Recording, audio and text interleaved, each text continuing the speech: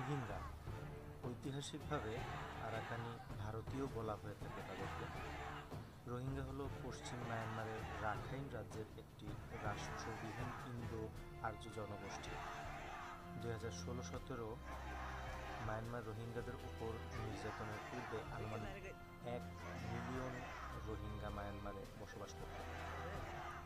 অধিকাংশ রোহিঙ্গা ইসলাম ধর্মের অনুসারী, যদিও কিছু সংখ্যক হিন্দু ধর্মের অনুসারীও রয়েছে। 2013 সালে জাতিসংঘ রোহিঙ্গাদের বিশ্বের যা আমরা এখন একটু আলোচনা করব। কৃষিকাজের জন্য আরাকানের কম জন অধ্যুষিত এবং উর্বর উপত্যকায় আশেপাশের এলাকা থেকে বাঙালি অধিবাসীরা অভিবাসন শুরু করে ব্রিটিশদের সহযোগিতায়। ব্রিটিশ ইস্ট ইন্ডিয়া কোম্পানি বাংলাকে আরাকান পর্যন্ত বিস্তৃত করেছিল। আরাকান ও বাংলার মাঝে আন্তর্জাতিক সীমারেখা তখন ছিল না এবং এক অঞ্চল থেকে আরেক অঞ্চলে যাওয়ার ব্যাপারে কোনো বিধিনিষেধও ছিল না। তাছাড়া ব্রিটিশরা আরাকান দখলের পূর্বে কালাদান নদীর উত্তর তীর পর্যন্ত চট্টগ্রামের দক্ষিণ সীমানা ছিল, যা বার্মার সাথে যুক্ত ছিল বলে কোনো ঐতিহাসিক দলিল অস্তিত্ব এখন পর্যন্ত পর্যবেক্ষিত হয়নি। 1891 সালে ব্রিটিশদের করা এক আদমশুমারিতে দেখা যায় আরাকানের তখন 58,255 জন মুসলিম ছিল। 1911 সালে এই সংখ্যা বৃদ্ধি পেয়ে 1,78,647 জন। অভিবাসনের মূল উদ্দেশ্য ছিল ব্রিটিশ বাংলা সস্তা শ্রম, যা আরাকানের ধান থেকে কাজে লাগত। বাংলার এই অধিবাসীর বেশিরভাগই ছিল চট্টগ্রামে। এবার আসি দ্বিতীয় বিশ্বযুদ্ধে জাপানিদের দখলদারিত্ব। দ্বিতীয় বিশ্বযুদ্ধের সময় জাপানিরা ব্রিটিশ ঔপনিবেশিক শাসনের অধীনস্থ বার্মা আক্রমণ করেন। ব্রিটিশ শক্তি পরাজিত হয়ে ক্ষমতা ছেড়ে চলে যায়। এর ফলে ব্যাপক সংঘর্ষ ছড়িয়ে পড়ে। এর মধ্যে বৌদ্ধ, রাখাইন ও মুসলিম রোহিঙ্গাদের মধ্যে সাম্প্রদায়িক দাঙ্গা ছড়িয়ে পড়ে। এ সময় ব্রিটিশপন্থীদের সাথে বার্মার জাতীয়তাবাদীদেরও সংঘর্ষ হয়। জাপানিদের আক্রমণের সময় উত্তর আরাকানের ব্রিটিশপন্থী অস্ত্রধারী মুসলিমদের দল বাফার জোন সৃষ্টি করে। রোহিঙ্গারা যুদ্ধের সময় মিত্রপক্ষের সমর্থন করেছিল এবং জাপানি শক্তির বিরোধিতা করেছিল। পর্যবেক্ষণে সাহায্য করেছিল মিত্রশক্তিকে। তাদের মূল ভাষা মায়ানমারের আরাকান রাজ্যের রোহিঙ্গা জনগোষ্ঠীর আধুনিক লিপি জাতিসংঘ, মানবাধিকার সংস্থা, অ্যামনেস্টি ইন্টারন্যাশনাল, মার্কিন ডিপার্টমেন্ট অফ স্টেট, প্রতিবেশী বাংলাদেশ সরকার ও মালয়েশিয়া সরকার থেকে সমালোচনার জন্ম দিয়েছে।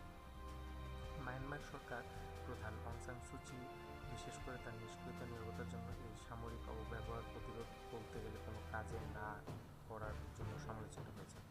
মায়ানমারের রাষ্ট্রীয় রিপোর্ট অনুযায়ী 9 অক্টোবর 2012 সালে রাখাইন রাজ্যের সশস্ত্র ব্যক্তি কতিপয় সীমান্ত পুলিশ পোস্টে হামলা করেন। 9 জন পুলিশ কর্মকর্তাকে মৃত অবস্থায় ফেলে রাখে। অস্ত্র ও গোলাবারুদ লুট করা হয়। মূলত মঙ্গু শহরে এই হামলাটি ঘটে। নব্যগঠিত একটি বিদ্রোহী দল হারাকা আল-ইয়াকে এক সপ্তাহ পর দায় স্বীকার করে। বিদ্রোহী এবং সামরিক বাহিনীর সঙ্গে সংঘর্ষ 2017 পর্যন্ত চলতে থাকে। শরণার্থী সংকট সম্পর্কে যদি বলি, সম্পূর্ণ প্রভাব পড়েছে বাংলাদেশের ভৌগোলিক জলবায়ু খাদ্যের উপর।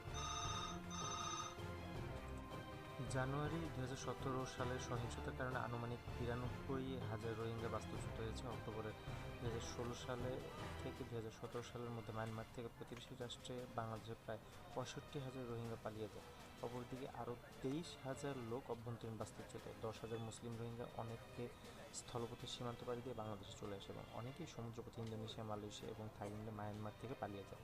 2017 সালের ফেব্রুয়ারিতে বাংলাদেশ সরকার ঘোষণা দেয় যে টেঙ্গারচর বঙ্গোপসাগরে একটি পাবলিক দ্বীপ নতুন শরণার্থীদের সাথে পূর্ব থেকে অবস্থানরত 22,000 শরণার্থী These are the people coming from the Rakhine state of Myanmar. Lots of people gathering around to go to one of the camps. Some are reporting like 15,000, some are reporting like 8 to 10,000. So we don't have like accurate figure. So we can say around like 8 to 10,000. I don't think they were like well prepared or as such. They just carried whatever they could carry and then they just leave their place of origin. 10 দিনের মুশকিল।